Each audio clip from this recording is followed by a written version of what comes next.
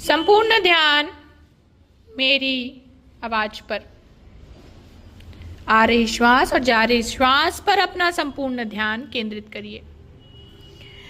एक साधु था, वह रोज घाट के किनारे बैठकर चिल्लाया करता, जो चाहोगे सो पाओगे, जो चाहोगे सो पाओगे। बहुत से लोग वहां से गुजरते थे, पर कोई भी उसकी बात पर ध्यान नहीं देता था और सब उस व्यक्ति को पागल आदमी समझते थे। एक दिन एक युवक वहां से गुजरा और उसने उस साधु की आवाज सुनी, जो चाहोगे सो पाओगे, जो चाहोगे सो पाओगे।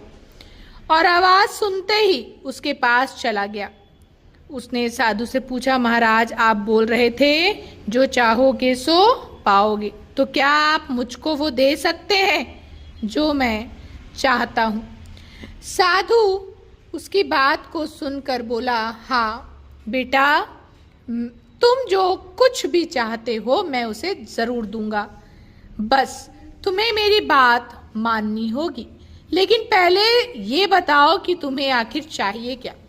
युवक बोला, मेरी एक ही ख्वाहिश है, मुझे हीरो का बहुत बड़ा व्यापारी बनना है।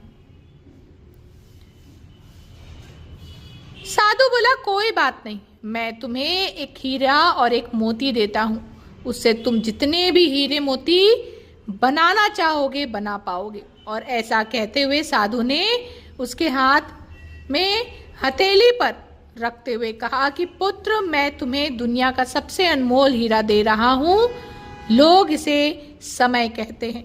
इसे तेजी से मुट्ठी में पकड़ लो और इसे कभी मत गंवाना।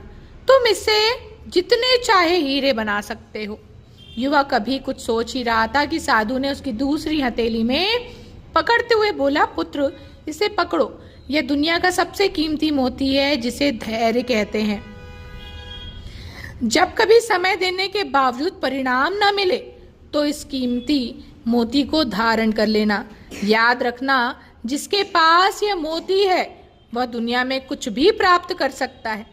युवक गंभीरता से साधु की बातों पर विचार करता है और निश्चय करता है कि आज से वह कभी अपना समय नहीं बर्बाद करेगा और हमेशा धैर्य से काम लेगा।